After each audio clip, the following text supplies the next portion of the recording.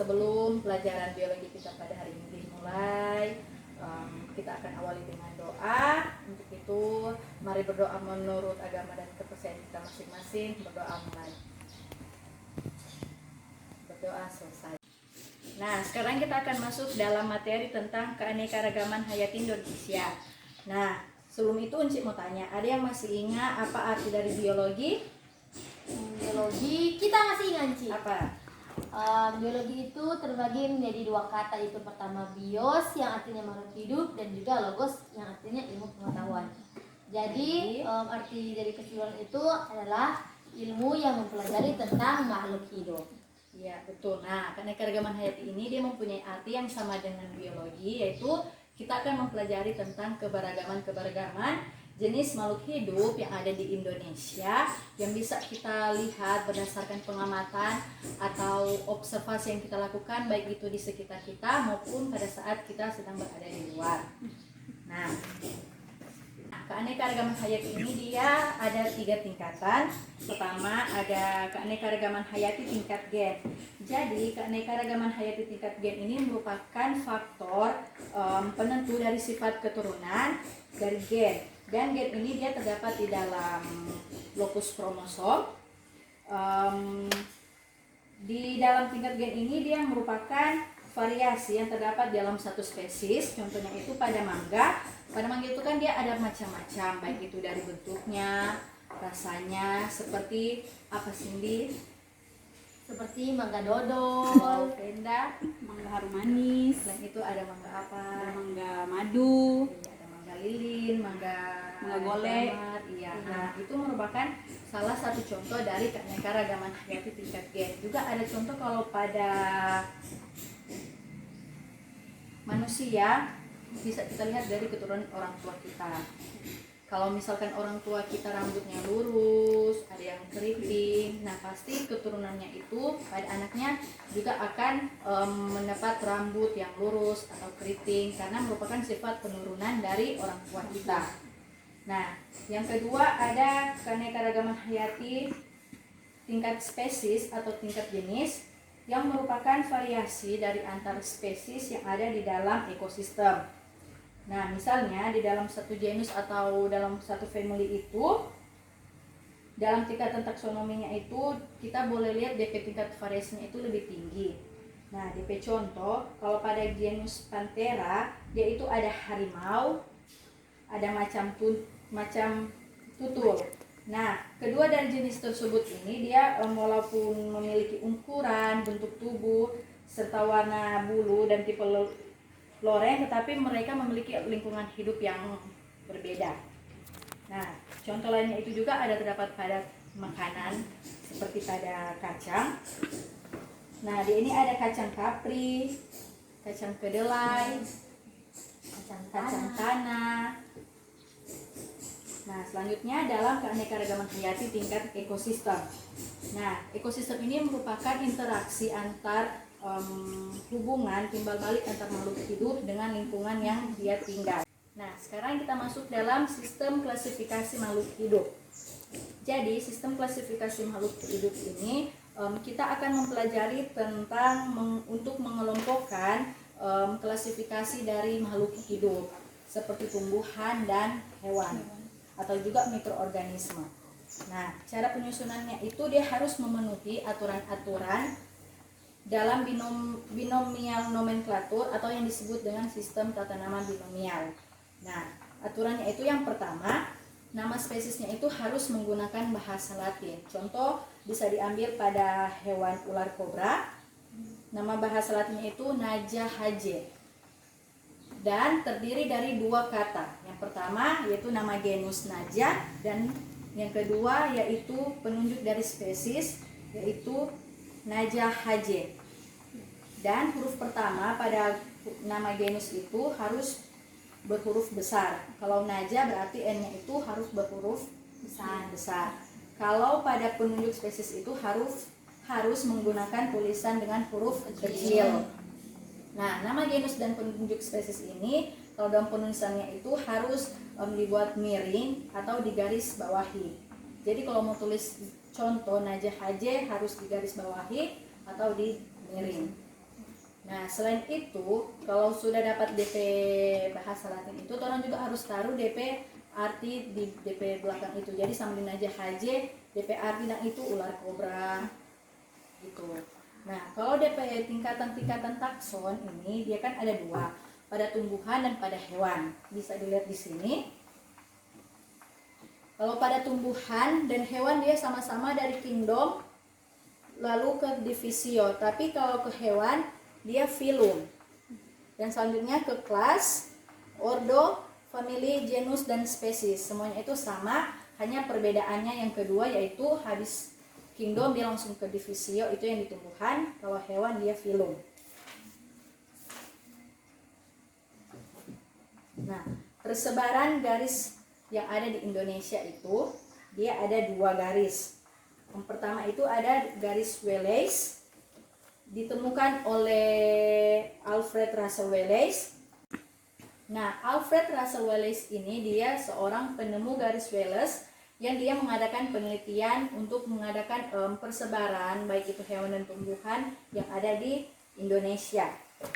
Nah, kalau pada garis Wallace ini garis batasnya itu mulai dari bagian barat, Indonesia bagian barat, sampai dengan Indonesia di bagian timur. Jadi ini dia garis Wallace itu batasnya itu dari Indonesia bagian barat sampai dengan Indonesia bagian timur.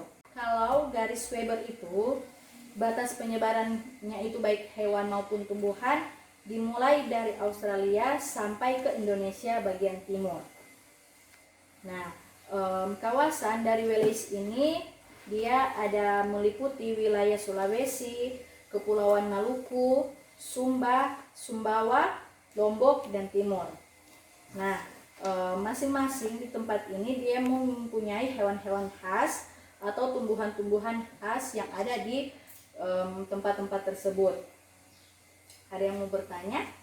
Ada Enci, kita mau bertanya.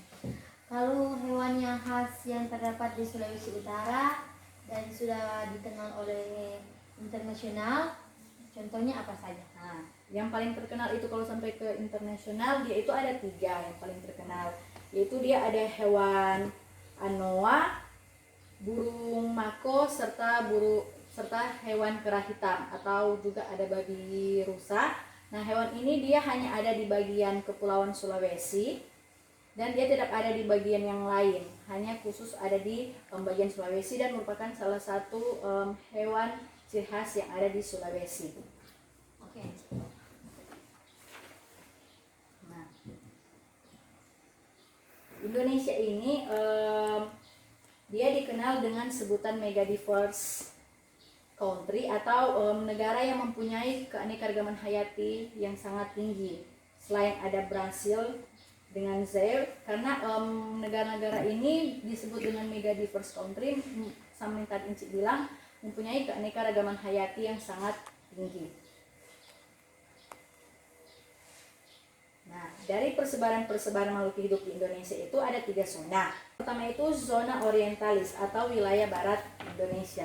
Nah, zona ini dia meliputi wilayah dari bagian barat Indonesia yang terdapat hutan hujan tropik.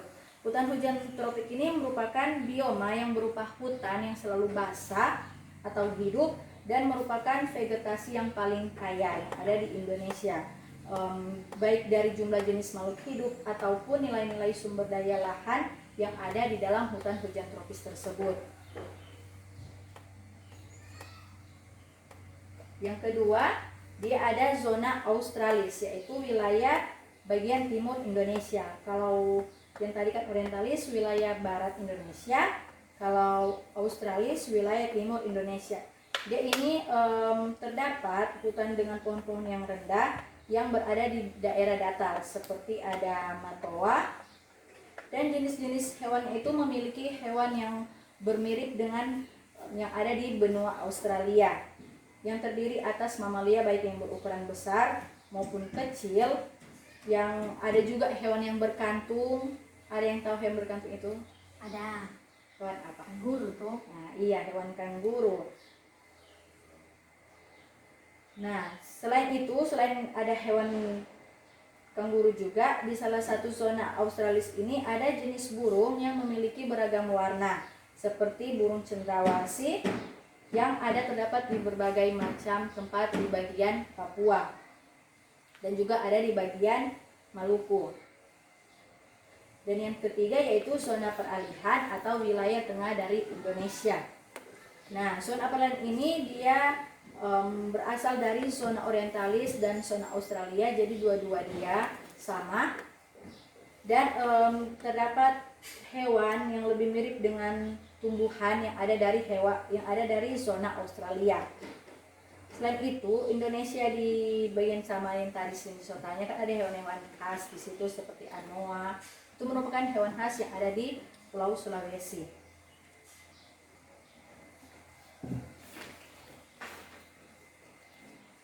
Sekarang masuk dalam manfaat keanekaragaman hayati serta upaya pelestariannya. Manfaatnya itu ada banyak. Yang pertama, manfaat dalam ekonomi. Nah, tumbuhannya itu bisa kita manfaatkan kayunya untuk dibuat meja, kursi, lemari yang bisa diekspor di berbagai negara yang dapat menghasilkan uang. Dan selanjutnya yaitu ada beberapa tumbuhan yang boleh dijadikan sumber makanan yang mengandung karbohidrat, protein dan juga vitamin. Selain tumbuhan, ada juga hewan yang bisa dijadikan sebagai sumber makanan juga sebagai kegiatan untuk industri. Selanjutnya ada manfaat dalam ekologi. Yang pertama tadi ada hutan hujan tropis. Hutan hujan tropis ini merupakan paru-paru dari bumi dan dapat menurunkan kadar dari karbon dioksida yang ada di atmosfer atau dapat mengurangi pencemaran efek dari rumah kaca. Selanjutnya juga hutan hujan tropis ini dapat menjaga kestabilan dari iklim global yang dapat mempertahankan suhu serta kelembapan udara. Dan yang ketiga dapat memiliki peranan serta mempertahankan keberlanjutan ekosistem. Dan yang ketiga ada manfaat dalam farmasi, itu ada beberapa jenis tumbuhan yang bisa digunakan sebagai obat-obatan, baik itu tradisional maupun modern. Nah, yang terakhir manfaatnya itu ada manfaat dalam ilmu pengetahuan, bisa dilakukan penelitian dan pengembangan ilmu yang boleh berguna pada orang kehidupan. Dan juga boleh menjaga bagaimana DP dasar genetik dari sumber daya tersebut yang boleh orang pakai dan boleh mau merehabilitasi ekosistem yang ada di Indonesia.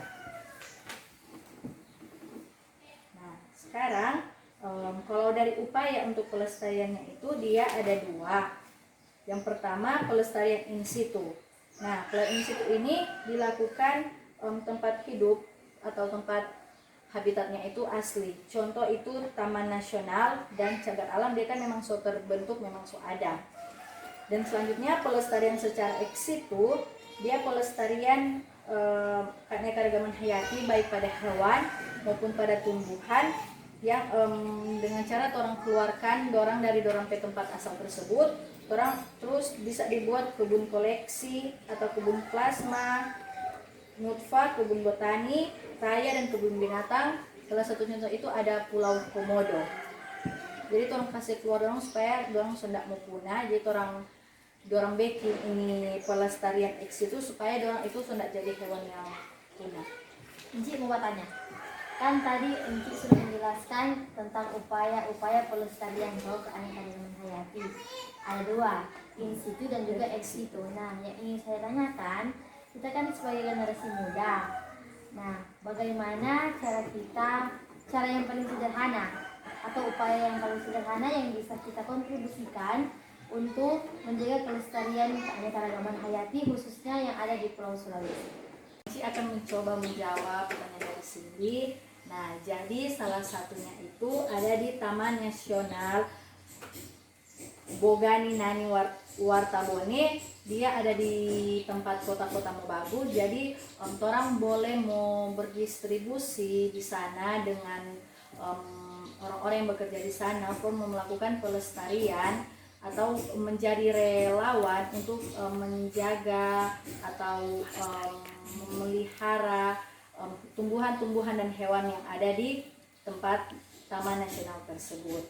Atau bukan juga di tempat Taman Nasional itu, boleh juga orang melakukan ya di sekitar kita dengan orang menjaga orang pe kebersihan alam supaya jangan sampai mau tercemar. Mengerti Bu? Mengerti, Veda? Bu. Oke, baiklah, karena mengingat waktu sudah habis dan materi kita juga selesai, jadi kita akhiri pertemuan kita hari ini dengan doa, dan mari kita berdoa menurut agama dan kepercayaan kita masing-masing. Berdoa mulai. Berdoa selesai. Terima kasih. Terima kasih. Siang. Selamat siang Bu.